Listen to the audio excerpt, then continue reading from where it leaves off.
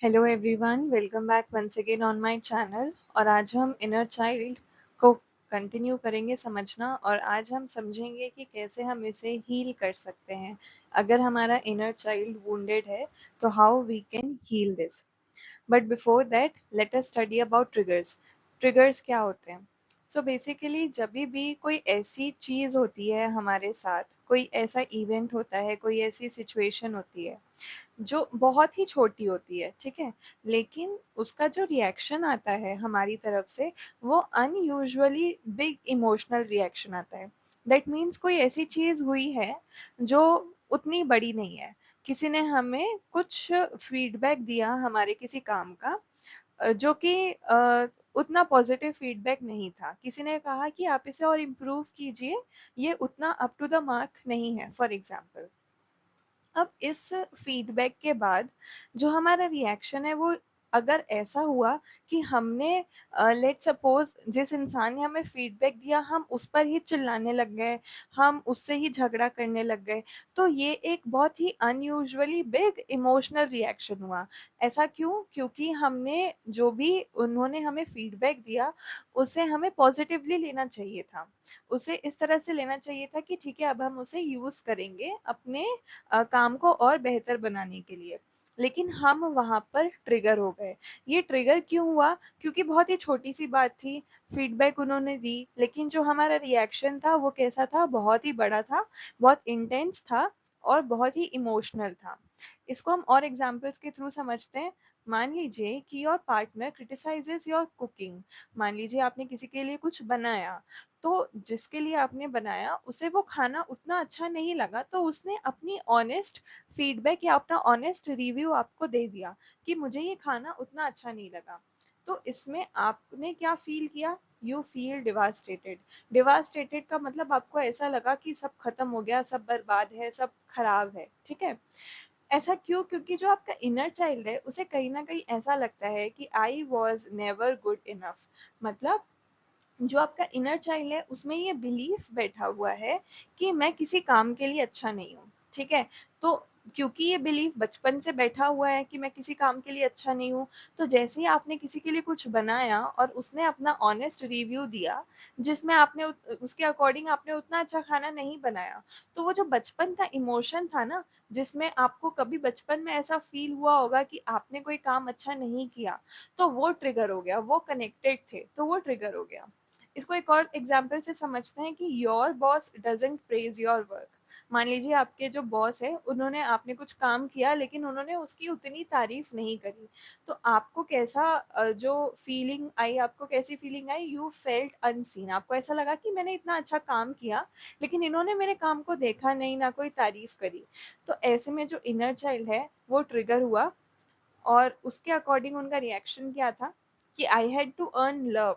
मतलब कि जो इनर चाइल्ड था उसे कहीं ना कहीं हमेशा बचपन में ऐसा लगता था कि मुझे लोग नोटिस नहीं करते, मुझे लोग प्यार नहीं करते, लोग लाइक नहीं करते। क्यों नहीं करते? क्योंकि मेरे एफर्ट्स को वो नहीं देखते, मैं जो काम करता हूँ उसके लिए मुझे प्रेज नहीं करते, एटसेट्रा। तो इस तरह से हमारे लाइफ में कुछ चीजें होती है जो हमें ट्रिगर करती है, और जब वो ट्रिगर होता है तब हमें हमारा जो रिएक्शन आता है हमें पता नहीं होता है कि हमने ऐसा रिएक्ट क्यों किया, लेकिन वो इसलिए रिएक्ट किया क्योंकि जो हमारा इनर चाइल्ड है वो कहीं ना कहीं वुंडेड है। ऑलराइट, नेक्स्ट हम समझते हैं the false self and the real self. ये बहुत ही इम्पॉर्टेंट पार्ट है हमारे पूरे इनर चाइल्ड हीलिंग का।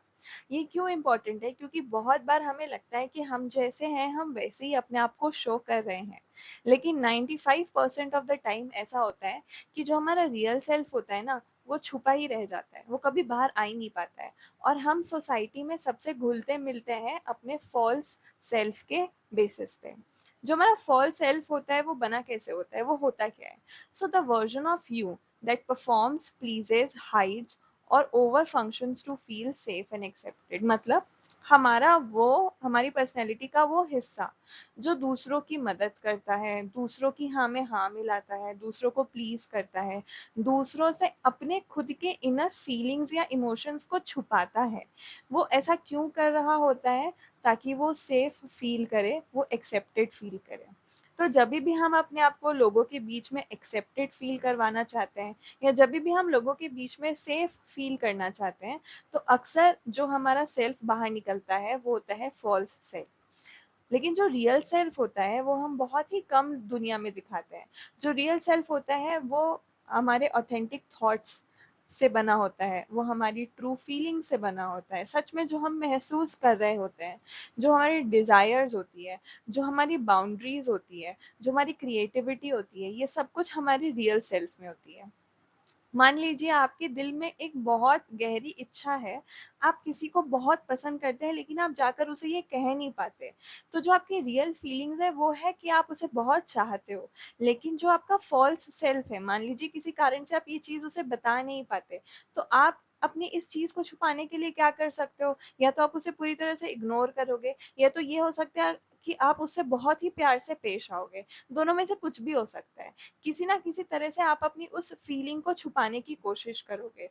तो जब हम अपनी फीलिंग्स छुपाते हैं, हम अपने डिजायर्स को छुपाते हैं, हम अपने थॉट्स को सही तरीके से प्रेजेंट नहीं करते सामने वाले को, हम अपनी बाउंड्रीज भी जब सेट नहीं कर पाते, हमें कोई इंसान बिल्कुल पसंद नहीं आ रहा है लेकिन हम फिर भी उसके साथ बात कर रहे हैं, हम घुल मिल रहे हैं, हम उसके साथ पार्टीज कर रहे हैं, हम उसके साथ घूमने जा रहे हैं, लेकिन वो इंसान हमें पसंद नहीं आ रहा है, तो एक तरह से हम प्रिटेंड कर रहे हैं ना। तो जो हम प्रिटेंड कर रहे हैं वो है हमारा फॉल्स सेल्फ। और जब हम अपनी बाउंड्री सेट कर ले कि कोई इंसान अगर मुझे किसी कारण से पसंद नहीं है तो मैं उसके साथ इंटरेक्ट नहीं करूंगा, जब हम इस तरह से बिहेव करने लगते हैं तब हम अपने रियल सेल्फ के थ्रू बिहेव कर रहे होते हैं। तो इट इज वेरी इंपॉर्टेंट कि आइडेंटिफाई कि कब हम अपने फॉल्स सेल्फ के साथ ऑपरेट कर रहे हैं और कब हम अपने रियल सेल्फ के साथ ऑपरेट कर रहे हैं। अब अगर हम अपने इनर चाइल्ड को हील करना चाहें तो कैसे कर सकते हैं? देखिए, इनर चाइल्ड बना कैसे है? हमारे बचपन के जो भी एक्सपीरियंसेस है, इमोशनल मेमोरीज है, वो सब मिलकर हमारे इनर चाइल्ड को बनाती है। अब अगर हम उसे ठीक करना चाहते हैं, हील करना चाहते हैं, तो हमें रीपेरेंटिंग करनी होगी। रीपेरेंटिंग का मतलब एक तरह की पेरेंटिंग जो हमारी बचपन में हमारे पेरेंट्स ने करी, उसकी वजह से हमारा एक इनर चाइल्ड फॉर्म हुआ। अब अगर उसमें कोई भी गलती है, कोई भी खामियां है, तो हम उसे दोबारा से रीपेरेंटिंग करके ठीक करेंगे। अभी रीपेरेंटिंग का मतलब होता है कि खुद को दोबारा एक चांस देना, ठीक है? यहाँ पर सच में रीपेरेंटिंग हमारे पेरेंट्स नहीं करते, बल्कि हम खुद खुद की पेरेंटिंग करते हैं। हम अपने आप को सही, हम अपने आप को एक्सेप्ट फील करवाते हैं खुद ही। तो ये कैसे हो सकता है? सबसे पहला है टू वैलिडेट योर फीलिंग। मतलब जो भी आप फील कर रहे हैं, सबसे पहले तो उसे छुपाना या दबाना बंद कीजिए। आपको जो महसूस हो रहा है उसे एक्सेप्ट कीजिए।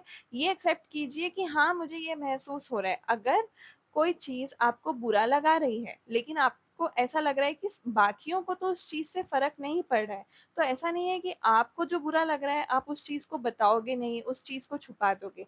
अगर आपको कोई चीज से बुरा लग रहा है तो आप बोलो कि हाँ, मुझे इस बात का बुरा लग रहा है, भले ही तुम्हें लगे ना लगे। इसे कहते हैं वैलिडेट करना अपनी फीलिंग्स को। दूसरी है to set boundaries. Your inner child needs protection. अक्सर हमें डर लगता रहता है बहुत सारी चीजों का। जो हमारा इनर चाइल्ड होता है वो ऑलरेडी हमारे बचपन का जो हम जब छोटे होते हैं, जब हम बच्चे होते हैं, तो बच्चे नेचुरली बहुत सारी चीजों से डरते हैं।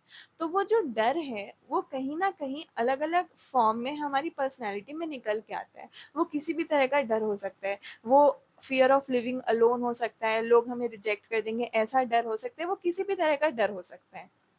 तो उस डर को आइडेंटिफाई करना और अपने आप से कहना कि तुम सेफ हो, यू आर प्रोटेक्टेड, जब आप ऐसे कहते हो तो भी आपका इनर चाइल्ड हील होता है। थर्ड है affirm your worth. Affirm your worth का मतलब होता है हम अपने आप से एफर्मेशंस कहें, खुद ही को कहें कि for example you are lovable just for being you. मतलब जरूरी नहीं है कि आपके अंदर कुछ स्पेशल चीजें होनी चाहिए, या जरूरी नहीं है कि आप किसी एक तरीके से रहोगे तभी आपको प्यार मिलेगा। आप जैसे हो वैसे बहुत यूनिक हो, सबसे अलग हो, आप ऐसे ही एक्सेप्टेड हो, ऐसे ही हम आपको प्यार करेंगे। इस तरह की बातें जब हम अपने आप से करते हैं तो हमें लगता है कि हाँ, हमारी भी कोई वर्थ है। नेक्स्ट है play and rest. Play and rest का मतलब अक्सर हम हीलिंग को बहुत ही स्ट्रिक्ट सेंस में लेने लगते हैं। हमें हमें ऐसा लगता है कि जब हम किसी चीज़ की हीलिंग कर रहे हैं मतलब हम सच में बहुत ज़्यादा बीमार हैं या हम बहुत ज़्यादा दुखी हैं। लेकिन ऐसा हमेशा नहीं होता है। जब हम खुश रहते हैं और एक्सेप्टेंस लेकर आते हैं और जोश के साथ अपनी हीलिंग शुरुआत करते हैं, तो हम बहुत जल्दी हील होते हैं।